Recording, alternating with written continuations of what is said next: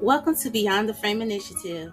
We are three diverse women working to elevate wellness for all of us through exploring facts over feelings in parenting, politics, and everything in between. Hello and welcome to Beyond the Frame Initiative. My name is Robin and I'm your co-host, and I'm here with Rachel, Julie. And today we're going to be talking about some kind of heavy topics. But before we get into it, ladies, what's got you up and what's got you down? Well, I'm excited for summer. I was thinking this morning how I'm tired of the morning schedule for school. Like it needs to stop it now. Like I just want to wake up and not have to adhere to a schedule. So I'm excited. And I get to spend summers with my kiddo, and we have a really good time freestyling summer. What's got me down is the same exact thing, because with summer, I have to work. I get up and work before we do our daily summering fun. So I get up at like 5 to work, and then I try to wrap it up by 9. It's really rough. And I'm like a senior citizen at like 4:30 in the afternoon. But I'm excited for both. I can do it. I can do tough things. What about you, Julie? I'm looking forward to that too. Mine's a combo again. So I'm going to say, like, we've been looking for a new bed, and getting a new bed at 50 is very different from when you're 28. It's very different. Things are either way too hard in your backaches or way too soft in your backaches. So we're in the middle of that. And, but, and we're trying to get a bed that's like natural and doesn't have all the off-gassing and stuff like that. So right now we're in between. We're waiting for one, and we're sofa sleeping, and it's fun. But then we're lucky that we get to do that. We're fortunate we get to get a nice bed. So that's got me up eventually. Okay, well, let me see. I'm also on the summer countdown, 12 days I think we have left, and I'm very excited about that.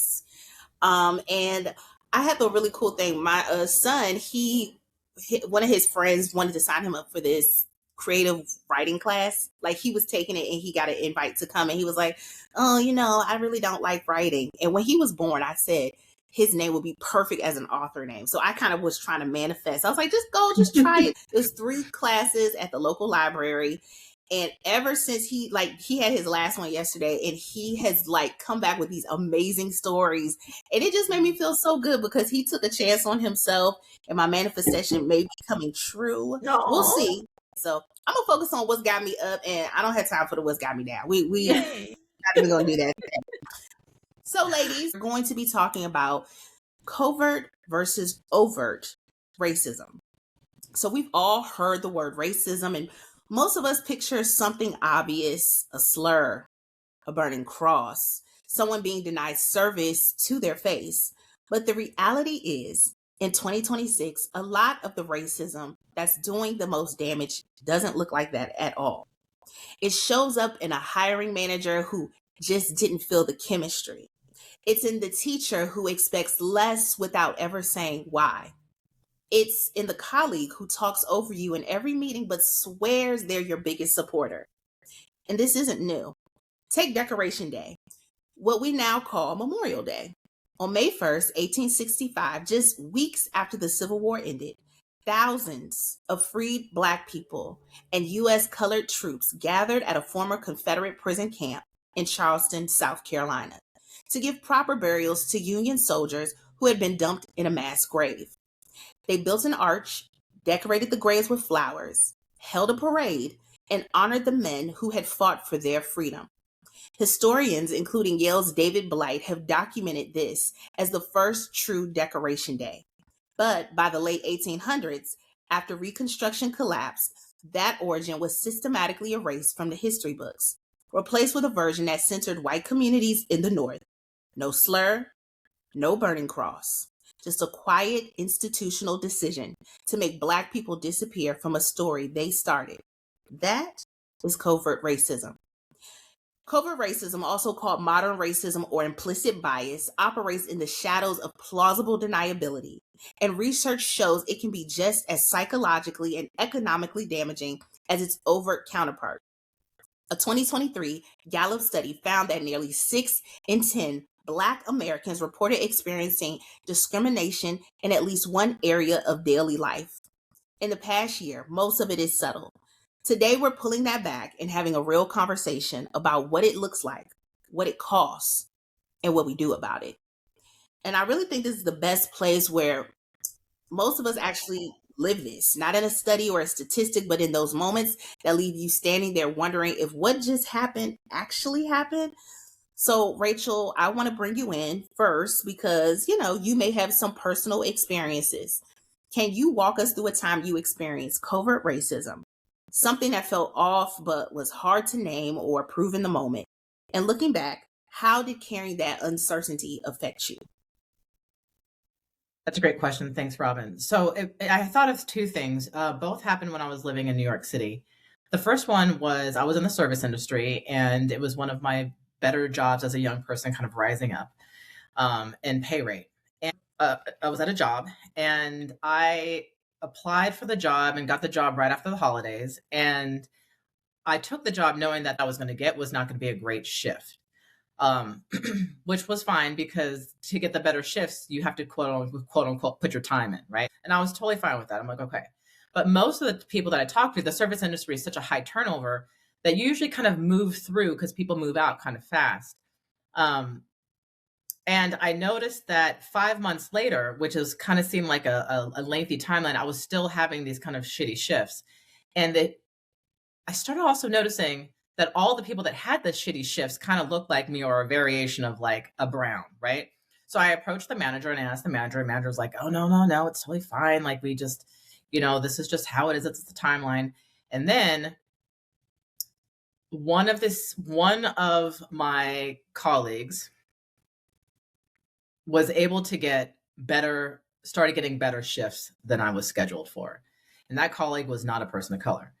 And then another colleague happened. Now we're 8 months later and I'm still with a shitty shift. And honestly, in the service industry, at that particular restaurant, that particular time was about like a 4 to 5 month time frame. And it started doubling. I ended up not working there and found something else. I remember thinking like I was like kind of tripping, right? At the time, I did not recognize that. But what makes me think that there is validity to it was that the people that were consistently in these shifts that were not great were people of color. The other thing is when I was working at a school, we would have talks about tidy hair, having your hair tidy. And I felt like everybody in the room we're in New York. Everyone seemed to have tidy hair. So I didn't exactly understand what that was all about at that time, right? That was weird for me, right? I was like, what is this tidy hair? We're not working as a line cook where we have to have something on our head, right? We're teachers. It was weird. What is this tidy hair? No one made a shift. And the academic managers never said anything to me personally, but I just always thought it was a very interesting conversation. I feel like it falls under the overt racism, but it felt covert to me at the time because I was just in college and I was a young person and I was just sort of on my own. And I remember that I was in a hair product store where they sold like different hair products and different things like that. And I was in the Bay Area in San Francisco. And it was the first time that I was like, is she following me? And she'd wave to me, but I would be down this aisle. And now she's down that aisle on the other end.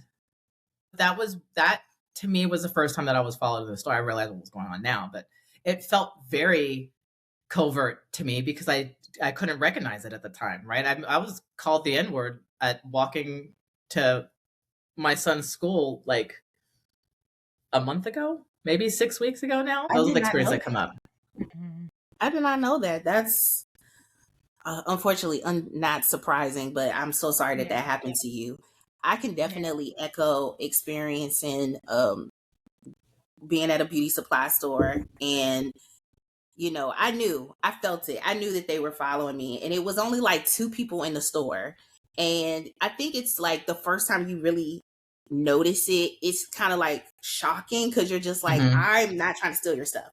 And then I think sometimes we make the decision to be like, well, I'm gonna buy something just to prove to you, when really we should walk out and be like, oh, that's how you feel, then I don't need to patron your store. I think that's where a lot of times we get it wrong. We feel like we have to prove something instead of being like, you don't deserve my dollars.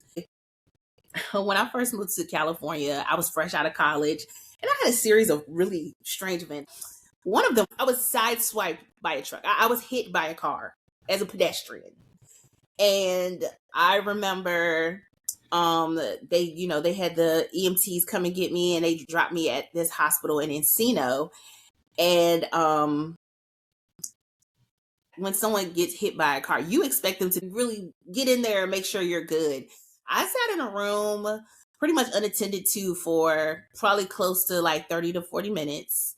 And of course, I wasn't like bleeding profusely or anything, but there was no like, let's do an x-ray. Let's check to make sure nothing's going on internal. They literally like gave me a bandage and kind of sent me on my way. And in the moment with the adrenaline and just like, oh my God, I could have died. Like I could have got dragged under, like there's so many things running through your mind. You're young, you're far away from home, you're scared. You're just like, I was in survival mode. Like I tried to go to work afterwards. I was just in a weird place. So it took time for me to understand that they did not treat me properly because I was actually hit by a car. Like I should have at least been observed properly before they sent me on my way with a bandage and, some ibuprofen, because that's all I got. Yeah, just like thinking about that, what we're discussing, that moment, that self-doubt, like that having to talk yourself into trusting your own experience, that's one of the heaviest parts of this. And it raises a real question about the people in the room who aren't carrying that weight, because a lot of times, there's somebody nearby who sees something and says nothing. And Julie, as an ally, I want to bring you into this because allies and advocates, play a huge role in whether covert racism gets challenged or just quietly continues. So when you witness covert racism, a microaggression at work, a backhanded comment, coded language in a meeting, what actually is stopping you from saying something in real time? What would it take for you to close that gap between knowing better and doing better? Okay. Yeah, I have a very specific memory in mind for that. And I want to also start by saying I'm really sorry that you guys have had to experience all of that. I know that's just the tip of the iceberg. If you guys were to talk about all of your experiences, we'd be here probably for more than a day, and we would need some drinks. And I'm just really sorry, like really, truly, that shouldn't happen. People should not treat people like that. One situation that I think of that was very hard for me to know what to do. And I always speak up when it's over. I was raised that way, so it feels natural to me. I know for a lot of people out there it doesn't. And I think this is an important conversation to help people find that voice, because it's important. People need to speak up, but also not crossing that line, and also seeing yourself as like a hero. Like really pay attention to when you need to speak and when you just need to lift up other people's voices. There was a time where I was hired for a job, and there was a gentleman who had started working shortly before me, and he picked on a lot of people. We'll just say that he had some deep animosity toward Black women in particular. And he was very smart. This man knew who to say things to, how to say them, and where to say them. And there were several different women that he seemed to target, and they were all Black women. I mean, he picked on lots of other people too, but there's something like that's the problem with covert racism. It's how do you explain that to someone else, right? So he would do things like get angry about small things, but I would try to find ways, like if I felt like he was picking on one in a meeting, I told him what she was saying was really great and smart, and I agreed with her too in the meeting, but it would be like I really felt like she was being picked on, so that it was clear, like, to other people what was happening. he made it very clear there was a position, he didn't want a specific Black woman who was applying for it to get it. And this woman was amazing and phenomenal. I didn't care. Like, if I thought she should be hired, she'd be hired. She ended up not being hired for completely unrelated incidents, but that's just another example. Like, why would you come to me about her specifically and say you didn't think she was right for it when I thought, like, she was great? And then there was another incident where he blatantly lied in a meeting with other people about a woman who I had worked with for a while. The others in the meeting didn't know this person, and I spoke up. I was afraid he'd come after me next because he was malicious in his behavior. But I was like, no, I know her, and that does not sound at all like her. He was angry. He yelled. He stomped out of the room. But I didn't know what to do with that, and I didn't feel like I could. Not because of anything HR did, but I didn't feel like, how do you go to HR? How do you go to them and say, I think this man is a racist and targeting Black women, when you don't have any overt signs to share with them, but you just know it. Like I just knew it in my gut.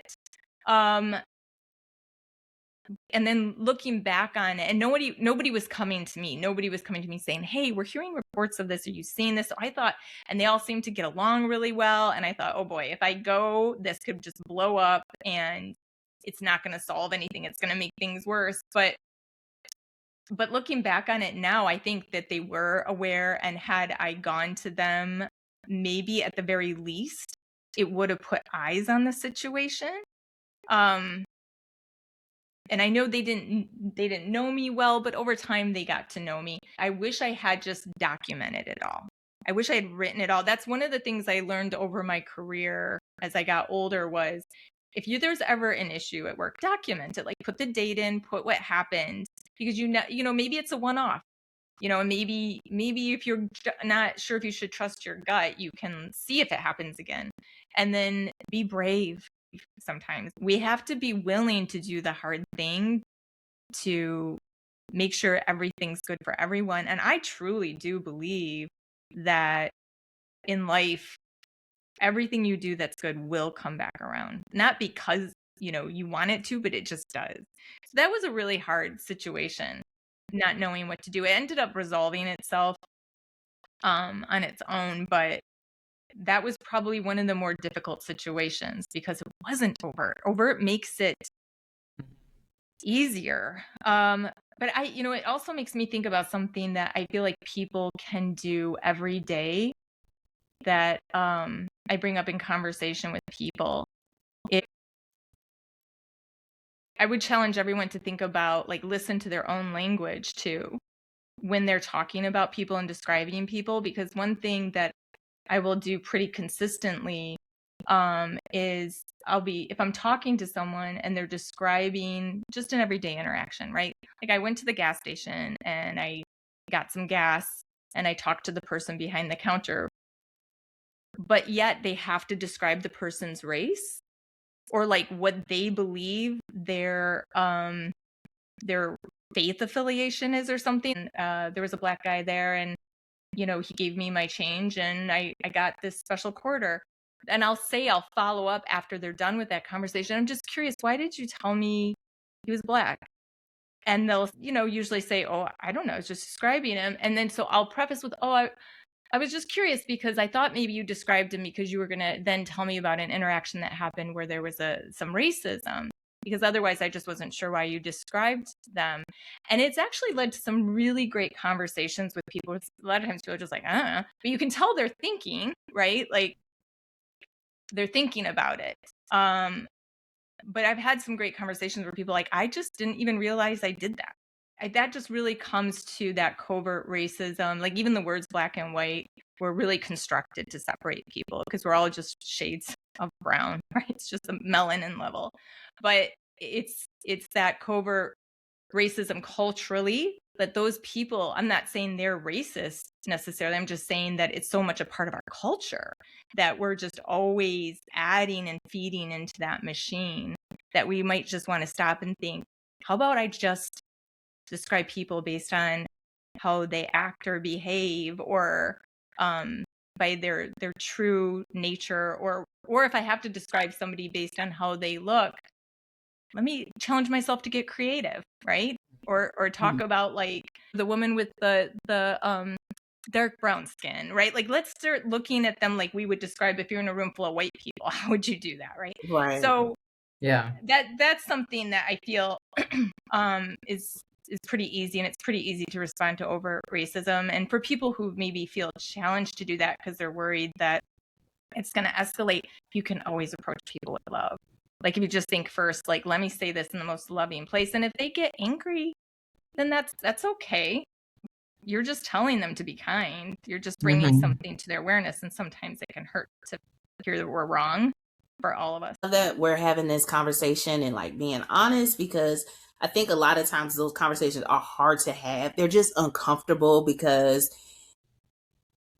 there's the problem is so overwhelming. It's such a big thing, and everybody, the majority of people try to make it seem like, why are we focusing on it? Why is this a thing? And it's like, well, we want to talk about who came up with the playbook. Just saying. That's how the change happens. Being uncomfortable is the only way. You got to like go at it head on, and it doesn't, like you said, it can be led with love. We're getting somewhere. And, in those moments, in the relationships, in our everyday choices, like that's where it matters.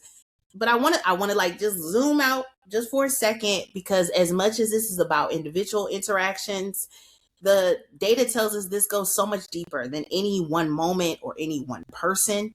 And when you see the numbers, it becomes really hard to call this anything other than by design. Studies show that resumes with traditionally white-sounding names receive significantly more callbacks than identical resumes with black-sounding names. And that's just one data point. When we look at the research on housing, healthcare, lending, and education, covert racism isn't just interpersonal, it's structural. So the question becomes, if the system was built this way on purpose, can individual awareness actually change anything? Or do we need something bigger? I mean, I think change really does start on the individual level to make a collective change.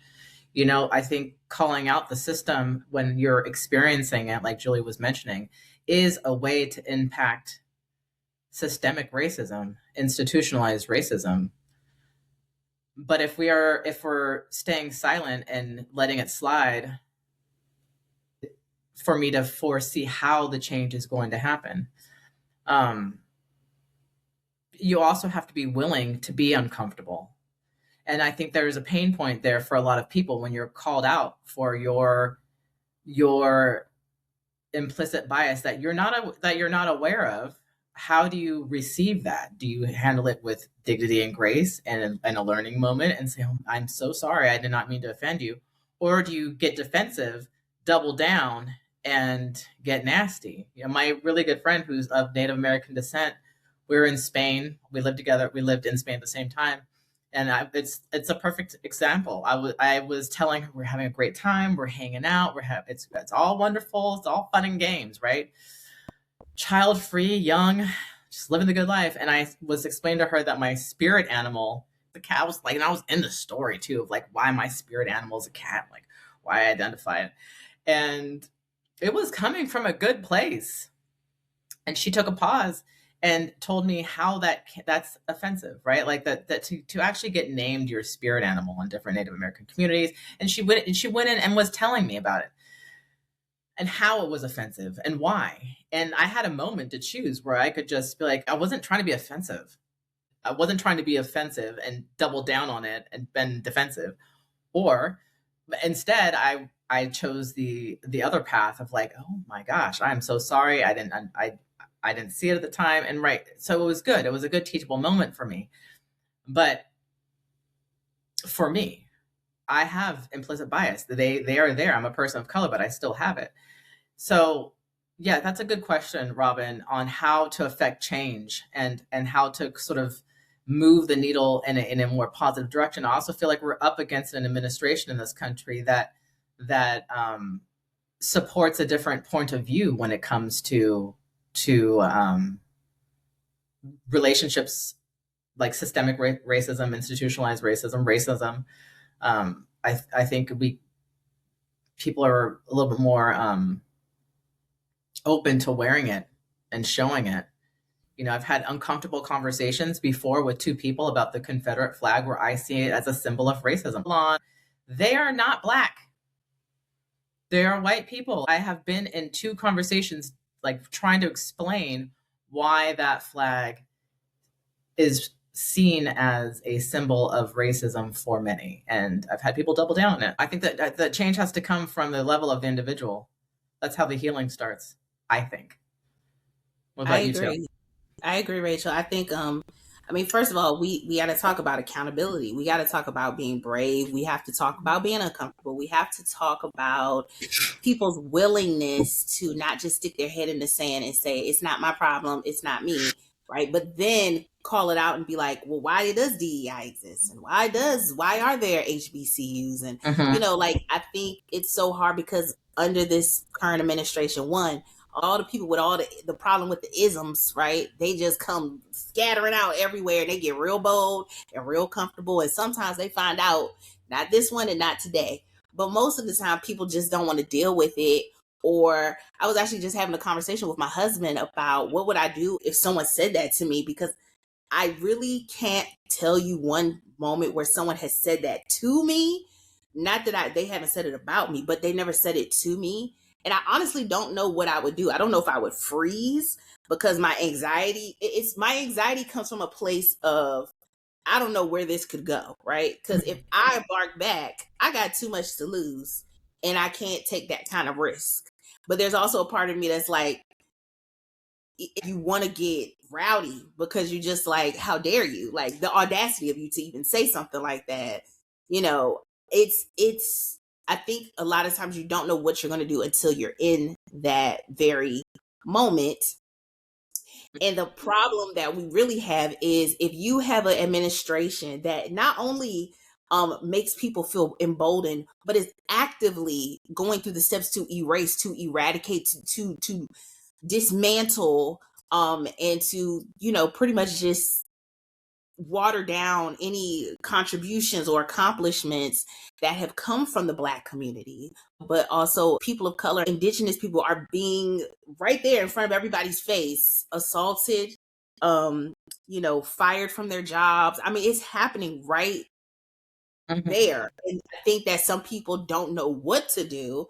I think I've said it before, but like, to me, 2020 was supposed to be that moment. It was supposed to be a moment in history for people to see things exposed and to learn from it. And instead of doing that, it was a lot of pushback. And it was like, well, why do Black lives matter? Why not all lives matter? Why not blue lives matter? Instead of it being like, guys, it's right there. It's on tape multiple times. Why are you not getting this, right?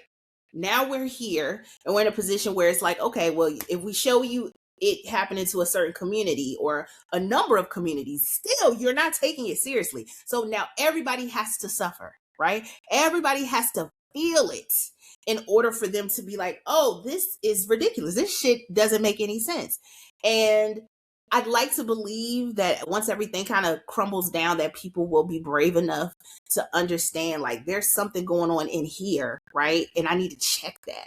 And if it's not happening for me, I need to call it out when I see it. Because if people started shaming people and telling them this is dumb, why are you using those words? That's stupid.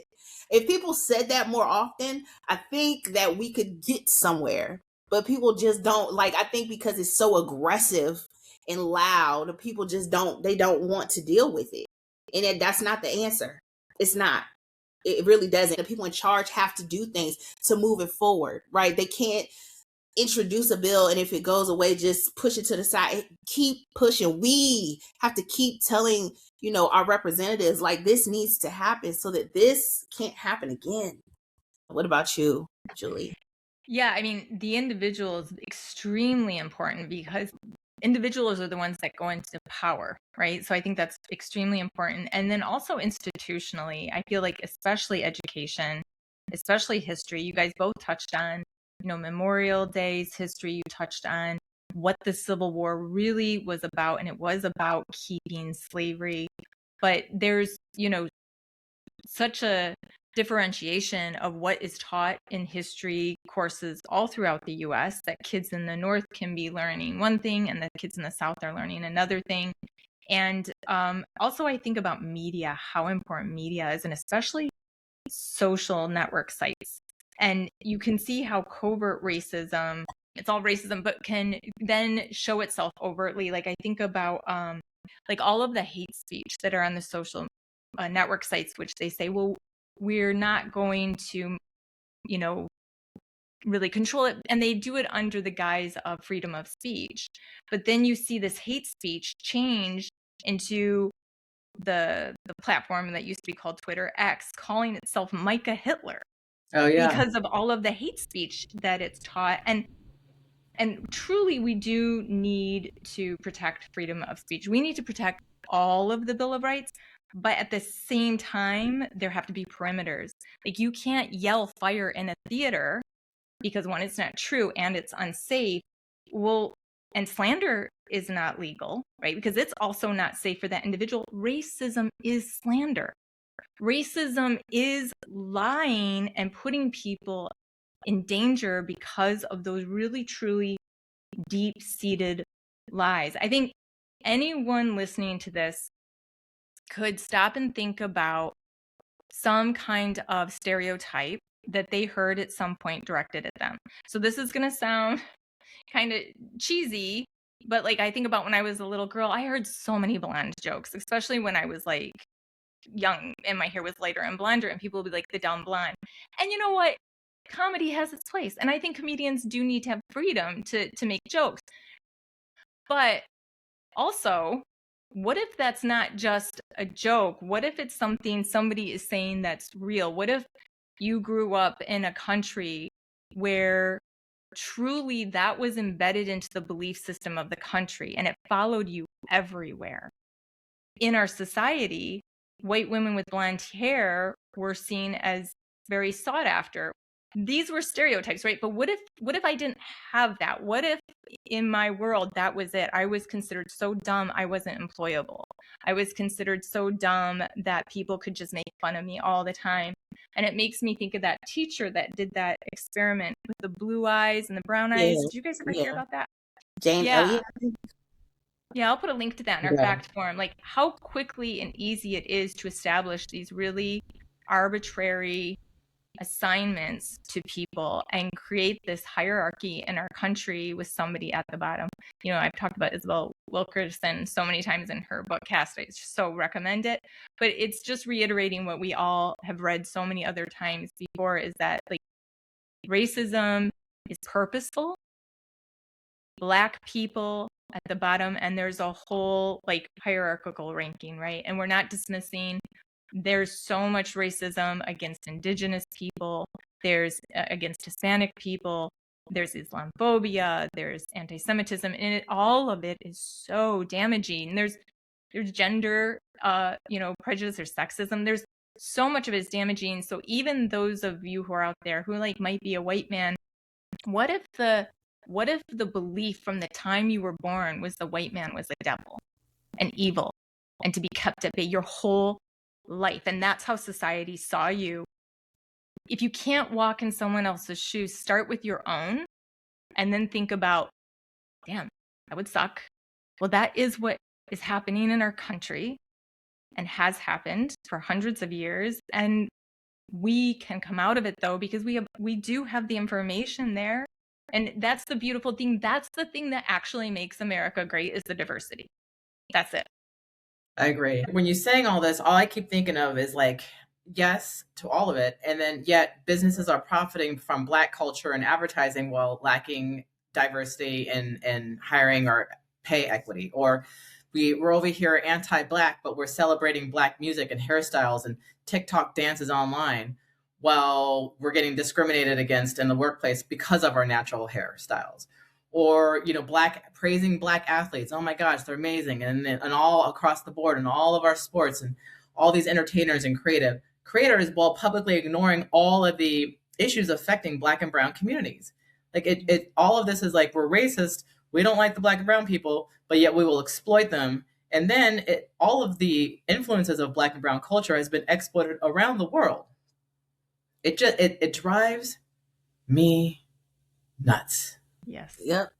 Don't listen to Black music. If you don't like Black people, I have literally seen TikTok videos where people are like ripping on Black people, and the background song is a song made by a Black creator. I'm like, what is going on? Like, it drives me insane. It's the obsession is actually off the charts. It's wildly ridiculous. And I had a conversation with a friend of years ago about how we Black people are on the totem pole, specifically Black women are on the bottom of the totem pole. And whether people want to realize it or not, they want to always make sure there's someone below them, because everybody knows it's wrong. They know it's wrong because they see it, and they don't want to be grouped in with it, right? You want the rhythm, but you don't want the blues, right? You want to rock and roll with it, and extract, and you still want us to stand on the front line, and you still want us to take the hits. You want us to be fine with everybody just punching down on us. And, in a situation like that, we're never going to win. I just want to say something as we wrap this up. I think about one of my favorite artists and a song that I like to refer to with lyrics that say, I'm starting with the man in the mirror. I'm asking him to change his ways, and no message could have been any clearer. If you want to make the world a better place, take a look at yourself and make a change.